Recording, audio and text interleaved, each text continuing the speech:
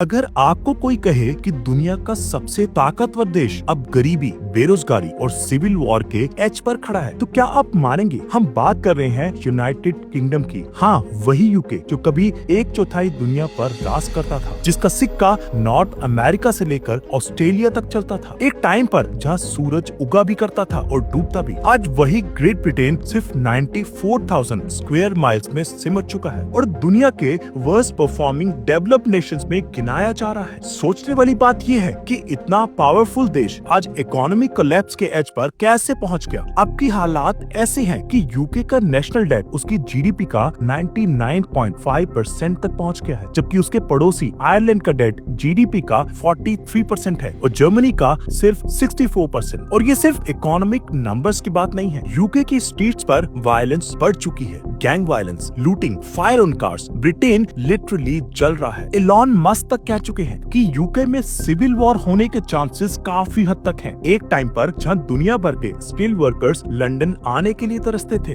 आज वहां से लोग भाग रहे हैं। पिछले 10 सालों में यूके में होमलेसनेस 50% तक बढ़ चुकी है। एनएचएस जो एक जमाने में हेल्थ केयर का वर्ल्ड क्लास मॉडल माना जाता था, आज वहाँ 80 लाख लोग क्रिटिकल कंडीशन में भी हॉस्पिटल्स की वेटिंग लिस्ट में पड़े हैं। 2 मिलियन से ज्यादा लोग ऐसे हैं जो हर महीने कम से कम एक दिन बिना खाना खाए गुजारते हैं। 1 करोड़ से ज्यादा लोग एब्सोल्यूट पॉवर्टी में जी रहे हैं। और अगर आप लंदन को यूके से हटा दे तो यूके उतना ही गरीब बन जाता है जितना मिसिसिपी, जो कि अमेरिका का सबसे गरीब स्टेट है। ये सब हुआ क्यों? क्या सच में यूके की बर्बादी सिर्फ एक डिसीजन की वजह से हुई? ये कहानी शुरू होती है 23 जून 2016 को, जब एक हिस्टोरिक रेफरेंडम में आधे से ज्यादा ब्रिटिश सिटीजन्स ने वोट किया, we want to leave the European Union. इस प्रोसेस को ही ब्रेक्सिट कहा गया। तभी से यूके के इकोनॉमिक डाउनफॉल की काउंटडाउन शुरू हो गई थी। अब समझना ये जरूरी है कि यूरोपियन यूनियन था क्या। वर्ल्ड वॉर 2 के बाद यूरोप के लीडर्स ने रियलाइज किया कि अगर हम हमेशा लड़ते रहेंगे तो हम कभी तरक्की नहीं कर पाएंगे। इसलिए 1952 में 6 countries, Belgium, France, Germany, Italy, Luxembourg और नेदरलैंड्स ने मिलकर बनाई European coal and steel community. ये मॉडल इतना सक्सेसफुल था कि आगे चलकर 1993 में यूरोपियन यूनियन बनी, जिसमें 12 मेंबर कंट्रीज शामिल हो चुकी थी। इसका सबसे बड़ा बेनिफिट था free movement of goods, people और सर्विसेज। कोई भी यूरोपियन कंट्री का इंसान किसी भी और कंट्री में बिना वीजा के काम कर सकता था, रह सकता था या बिजनेस कर सकता था। और सबसे बड़ी बात, जब ईयू की कंट्रीज किसी नॉन यूरोपियन कंट्री से ट्रेड करते थे तो वो डील अकेले नहीं बल्कि पूरी यूरोपियन यूनियन के बिहाफ पर होती थी। इससे उनकी बार्गेनिंग पावर सबसे स्ट्रॉन्ग होती थी। फिर यूके ने ईयू से अलग होने का डिसीजन क्यों लिया? पहली वजह थी इम्बैलेंस इन बेनिफिट्स। यूके को लगता था कि ईयू उनका ज्यादा फायदा उठा रहा है। जैसे 2012 से 2016 में ईयू ने यूके के समुद्र से 75 लाख टन मछली पकड़ी, जबकि यूके ने ईयू के वाटर से सिर्फ 90,000 टन। दूसरी वजह थी इमिग्रेशन। ईस्टर्न यूरोप के देश जैसे पोलैंड, हंगरी, चेक रिपब्लिक के लोग मास स्केल पर यूके आ रहे थे जॉब्स के लिए। 2004 में यूके की फॉरेन पॉपुलेशन 3 मिलियन थी, जो 2021 तक 9.5 मिलियन तक पहुंच गई। और तीसरी वजह थी सॉवरेनिटी। ब्रिटिश लोगों को लगने लगा था कि उनके देश के डिसीजंस ब्रसेल्स से लिए जा रहे हैं। ब्रेक्सिट सपोर्टर्स कहते थे we want our country back, लेकिन ब्रेक्सिट के बाद जो कोलैप्स आया उसकी किसी ने कल्पना भी नहीं की थी। बैंक ऑफ इंग्लैंड की रिपोर्ट के मुताबिक 2016 से 2021 के बीच इन्वेस्टमेंट 25% तक गिर चुकी थी। फिर आया कोविड, फिर रशिया यूक्रेन वॉर और यूके की इकोनॉमी और भी ज्यादा अनस्टेबल हो गई। सबसे बड़ा झटका ब्रेक्सिट के बाद ट्रेड को लगा। पहले यूके की 48% इंपोर्ट्स ईयू से होती थी बिना किसी टैक्स के।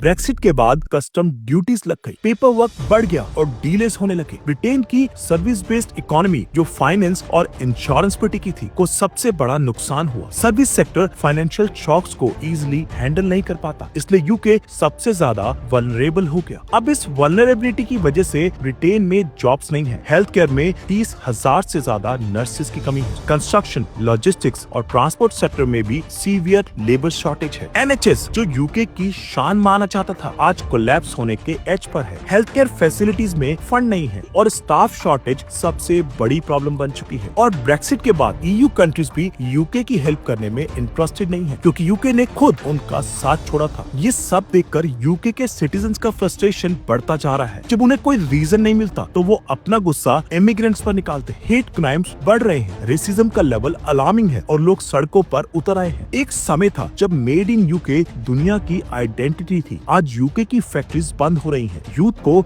जॉब्स नहीं मिल रही और एक पूरा जनरेशन कंफ्यूजन में जी रहा है। तो सवाल ये है, क्या ब्रिटेन का डाउनफॉल सिर्फ ब्रेक्सिट की वजह से हुआ? आंसर है नहीं। ब्रेक्सिट एक स्पार्क था, लेकिन असली वजह थी डिकेड से चली आ रही सेल्फ सेंटर्ड और शॉर्ट टर्म पॉलिसीज। जब ग्लोबलाइजेशन बढ़ रहा था, यूके ने आइसोलेशन चूज की। जब कोऑपरेशन जरूरी थी, यूके ने कन्फ्रंटेशन चुना। आज जो ब्रिटेन एक वक्त में दुनिया का मास्टर था, वो आज स्ट्रगल कर रहा है बेसिक नीड्स के लिए। और अगर ऐसे ही चला तो वो दिन दूर नहीं जब हम लाइव देखेंगे एक समय का ग्रेट ब्रिटिश एम्पायर को लैप्स करता हो। तो दोस्तों, ये थी कहानी एक सुपर पावर के डाउनफॉल की, जो गलत डिसीजंस, ओवर कॉन्फिडेंस और ईगो का रिजल्ट है। ऐसे ही और आई ओपनिंग वीडियोस के लिए बने रहिए हमारे चैनल के साथ। मिलते हैं नेक्स्ट वीडियो में एक नए शॉकिंग सच के साथ। तब तक अपना ख्याल रखिए और याद रखिए, दुनिया बदल रही है। आप कितने तैयार हो?